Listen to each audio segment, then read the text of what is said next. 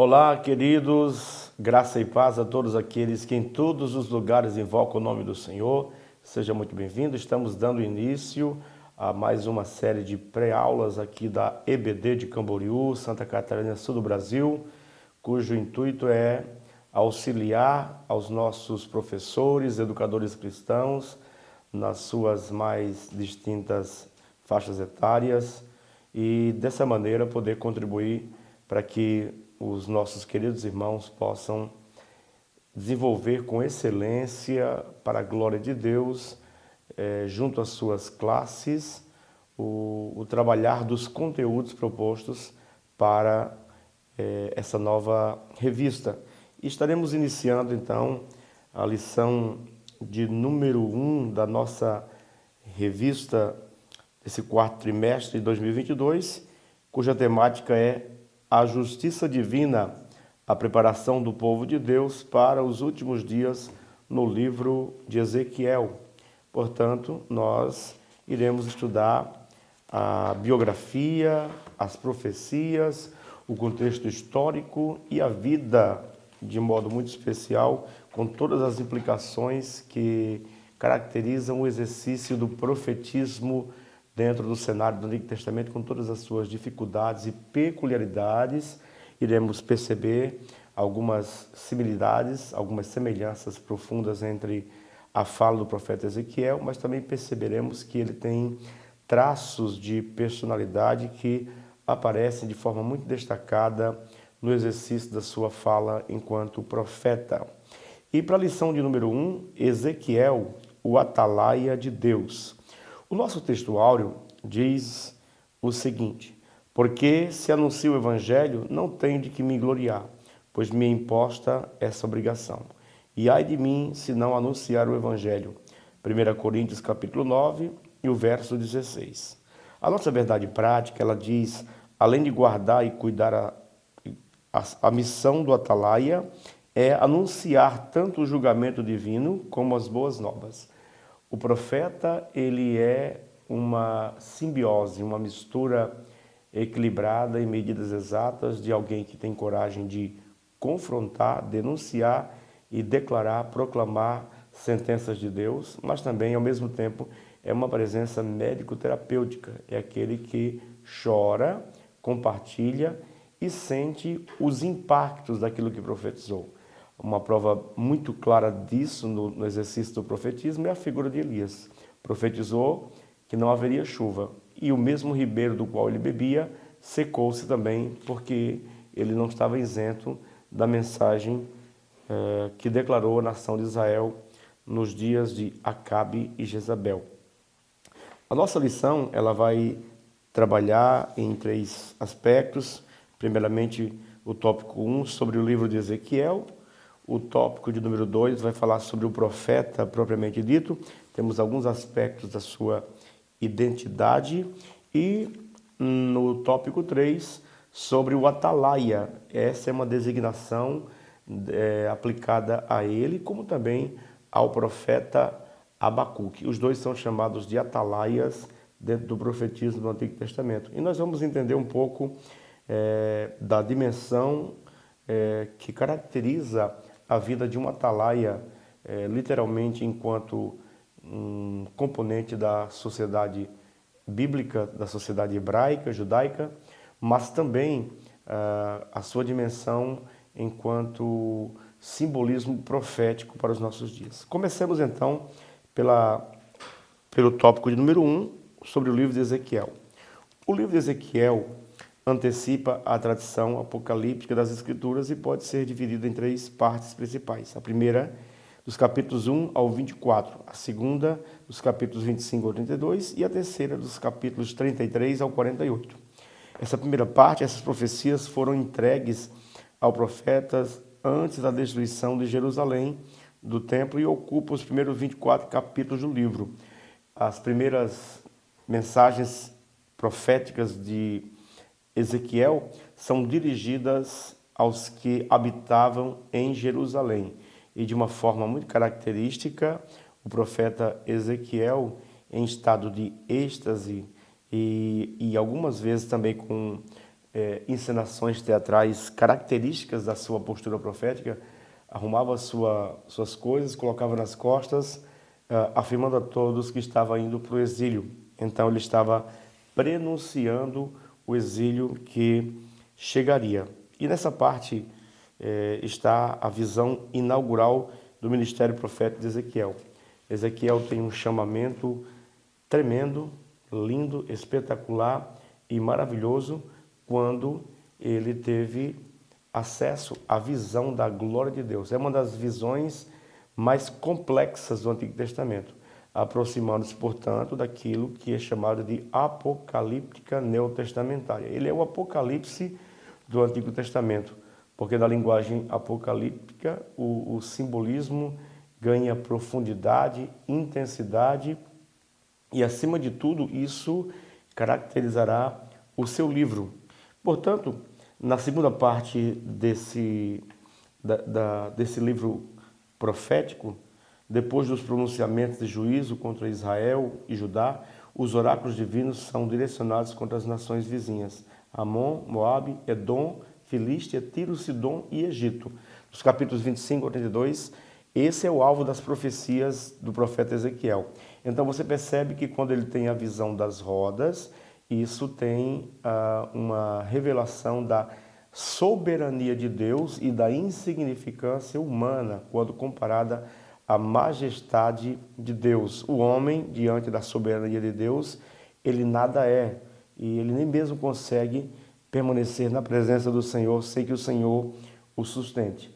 A terceira parte do seu livro começa com a notícia da queda de Jerusalém, no capítulo 33, no verso de número 21, e os oráculos do capítulo 33 ao 39 falam do retorno dos judeus de todas as partes do mundo à terra dos seus antepassados. Portanto, você percebe que os primeiros 24 capítulos há uma denúncia e um prenúncio de juízo acerca da nação de Israel, em especial de uma invasão babilônica, que se dará na figura de Nabucodonosor, e esse vai levar então os nobres e os mais proeminentes cidadãos de Jerusalém para o cativeiro na Babilônia.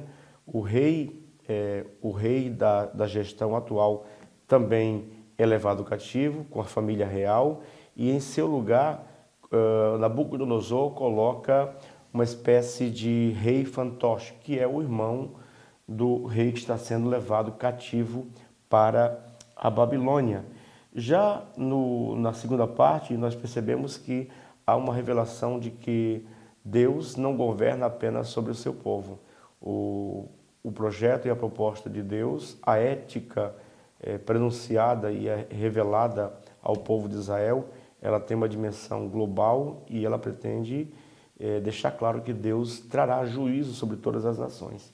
Mas o que é característico da profecia bíblica é que existe uma mensagem impregnada de esperança no livro do profeta Ezequiel.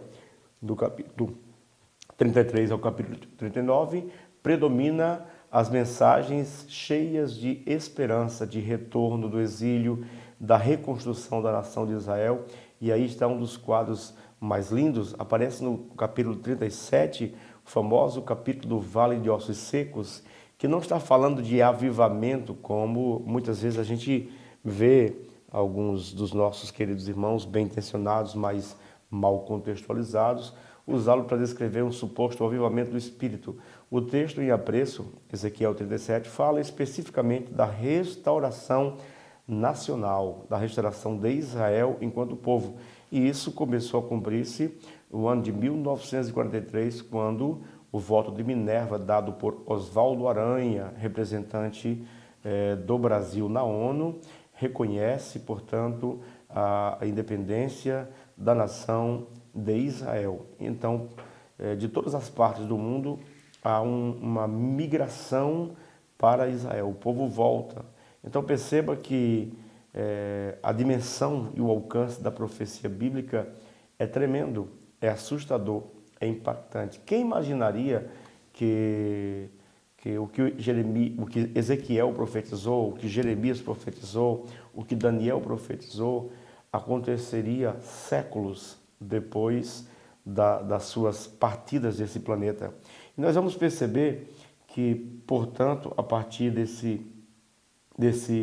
dessa linha do tempo que caracteriza a divisão dos capítulos do profeta Ezequiel, então nós temos uma mensagem de juízo ao povo de Israel, nós temos uma mensagem de juízo às nações circunvizinhas de Israel, que também oprimem Israel, e, por último, temos uma mensagem de esperança ao povo de Israel, a promessa de que eles serão reconduzidos à sua terra, de onde foram deportados e levados vergonhosamente por Nabucodonosor. Vale lembrar que é preciso que se diga e se contextualize a atuação do ministério do profeta Ezequiel.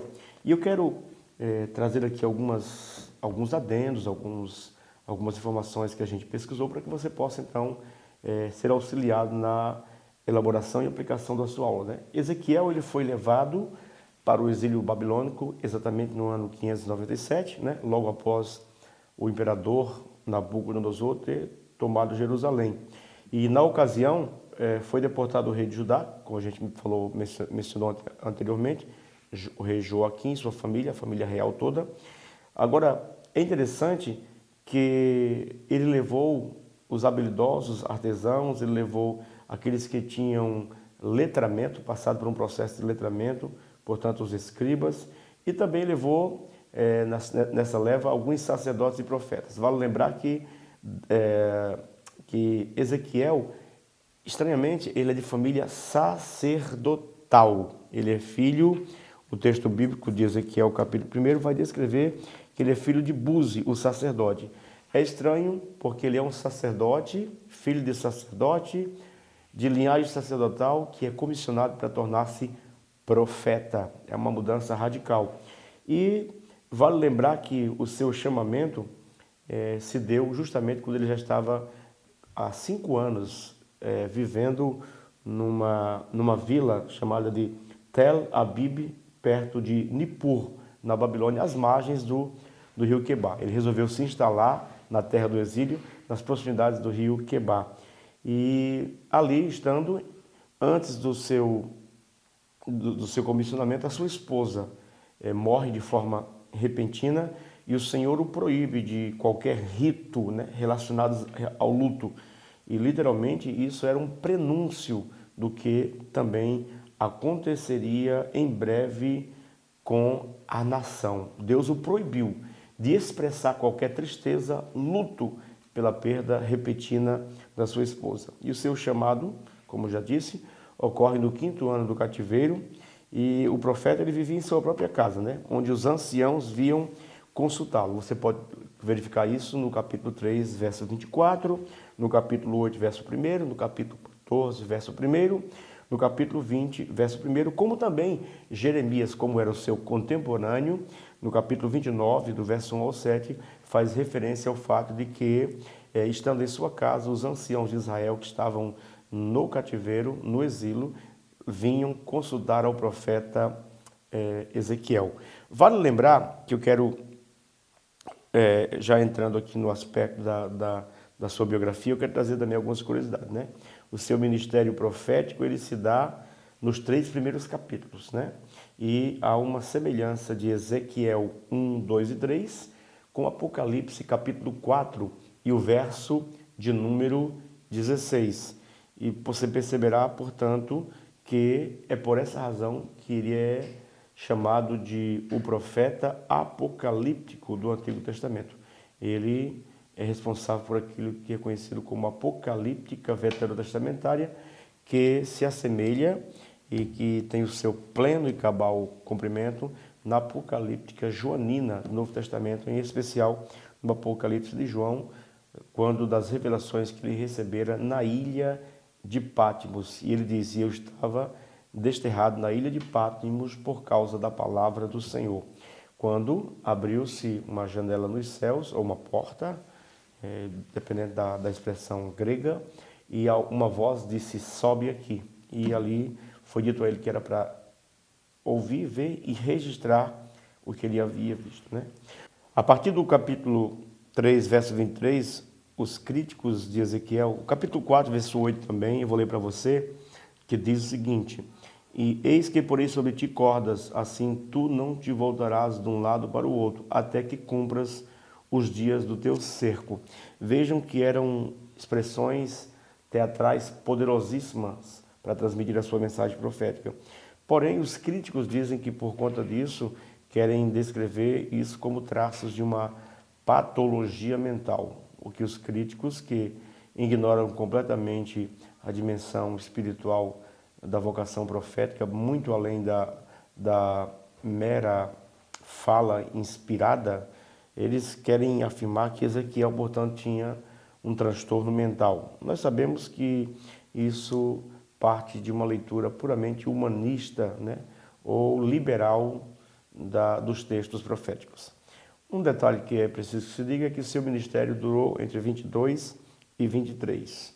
E ele está contextualizado ali com Daniel, embora Daniel, Jeremias e Ezequiel fossem contemporâneos, eles não estavam próximos dos outros, eles não entraram em contatos. A terra da Babilônia, onde eles estavam cativos, e o exercício dos seus ministérios, embora se dessem de forma simultânea, no mesmo tempo, cada um estava atuando em uma área específica dentro do período do cativeiro. Jeremias ele profetiza em Judá, Daniel na corte babilônica e Ezequiel prega entre os cativos de Babilônia. Agora, quando chegamos aqui ao próprio nome de Ezequiel, o seu nome significa fortalecido por Deus.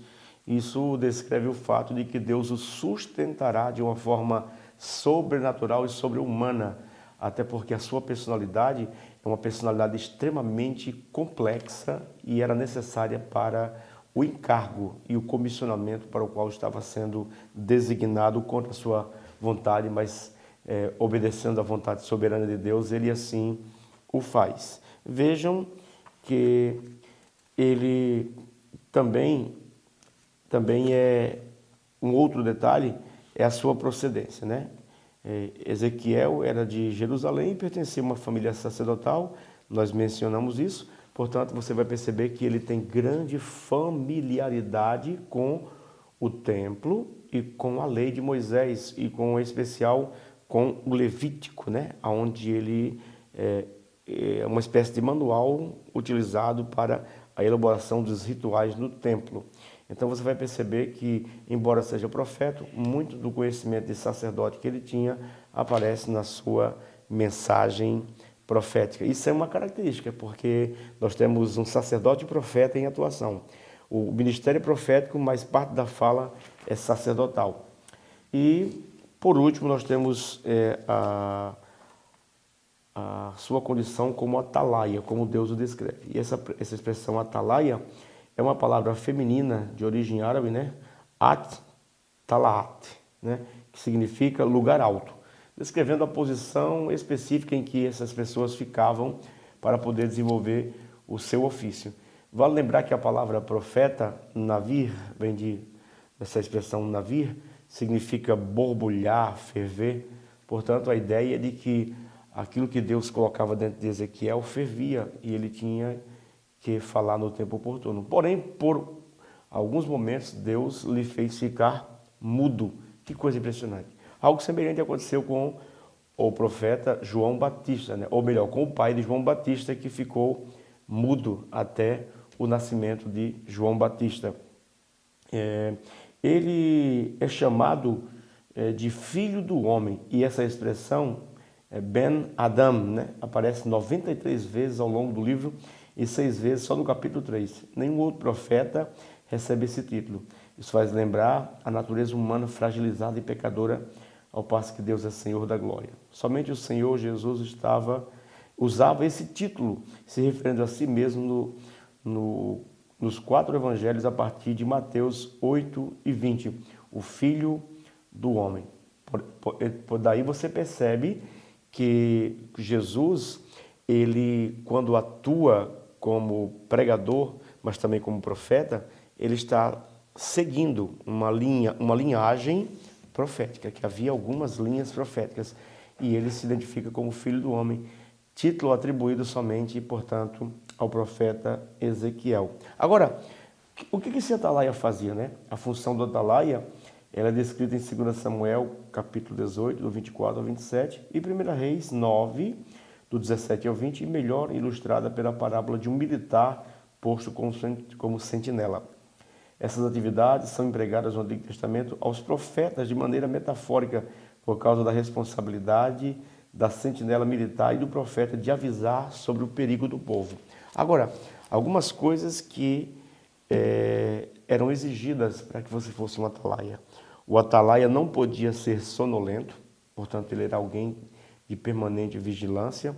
O atalaia não podia beber, portanto a ele era proibido o contato com o suco da vide ou as bebidas fortes. Era uma espécie de condição de nazireato até o fim do seu ministério. E você vai ver que quando do fim do ministério do profeta Ezequiel, do seu ministério, entre 22 e 23 anos de exercício ministerial, ele começa possivelmente com 30 anos, porque essa era a idade profética, era a idade para se começar o ministério. Então ele morreu aí por volta de 52, 53 anos e deixou um legado marcante e poderoso, né? O atalaia não podia ser cego, porque ele precisava ter uma visão maravilhosa. Ele ia treinar desde cedo para avistar.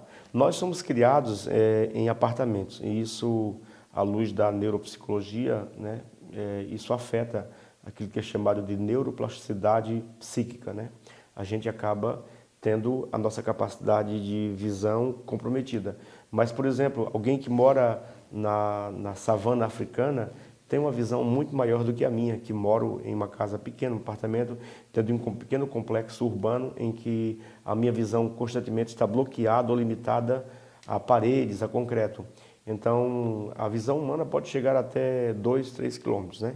O sentinela, portanto, não podia ser cego, né? Como também, essa é uma designação também do sacerdote. O sacerdote não podia ser cego. O atalaia não podia ser surdo. Ele tinha que ser alguém com uma voz potente, poderosa e eficaz para a transmissão daquilo que recebera. Agora, ele é o atalaia não no sentido de ficar sobre o muro da cidade, avisando do perigo visto e percebido ao longe, como Abacuque fez. Abacuque coloca-se como um atalaia para denunciar os perigos que estão vindo. O que Ezequiel está fazendo? Ele está lembrando, alertando ao povo que ele está vendo aqueles que vão conduzi-lo ao cativeiro se aproximando. Porém, não se dá crédito ao profeta Ezequiel. Todavia, ele, de forma persistente e perseverante, ele anuncia a chegada do cativeiro. Ele anuncia de forma teatral, de forma falada e, acima de tudo, com algumas ações um tanto quanto inusitadas, como, por exemplo, cavar um buraco na parede, dormir de um lado. São atitudes e ações que chocam. Isso não é por um período pequeno de tempo, por muito tempo. E isso, gente, deixava efeitos somáticos sobre ele. Talvez daí é que se entende a sua partida e o seu ministério encerrado precocemente. No tópico 4, sobre a responsabilidade. Uma vez que ele é o atalaia sobre a casa de Israel, portanto, Deus sabia de antemão que os filhos de Israel do exílio continuariam na sua rebelião. Assim, Ezequiel foi constituído por Deus atalaia para profetizar aos filhos de Israel. E o Senhor disse para ele que faria o seu semblante duro como diamante, porque ele profetizaria, gritaria, alertaria e denunciaria a uma geração rebelde, a uma casa rebelde que se negaria a dar ouvidos a ele. Inclusive, no próprio contexto do cativeiro, muitos falsos profetas anunciavam que o cativeiro duraria pouquíssimo tempo. Ezequiel confronta esses falsos profetas e declara que o cativeiro tem tempo para iniciar e tempo para encerrar, e só Deus pode alterar aquele estado de coisas quando o povo se voltar para o Senhor e se arrepender de tudo aquilo que está presente no seu viver, no seu conduzir a vida, que caracteriza uma afronta à lei de Deus e que anula a identidade deles como povo de Deus, a singularidade desse povo que foi escolhido para representar e fazer conhecido o único e verdadeiro Deus de toda a história, o Deus de Abraão, de Isaque e de Jacó. A responsabilidade do profeta como atalaia sobre Israel se assemelha à nossa como cristão, na qualidade de mensageiro de boas novas de Cristo. Seu discurso alcança justos e injustos. Uma das expressões mais fortes está aqui em Ezequiel. Se eu te mandar avisar o ímpio e ele se arrepender, ele será poupado, viverá. Mas se eu lhe mandar avisar o ímpio que ele morrerá no seu pecado e você não avisar, ele morrerá no seu pecado. Mas de ti eu requererei o seu sangue. Isso me lembra 2 Pedro, 1 Pedro 5,17, aliás, 1 Pedro 2,15, quando Pedro diz: antes santificai a Cristo em vossos corações, estando, pois, preparados para responder com mansidão àqueles que perguntam acerca da razão da esperança que há em vós.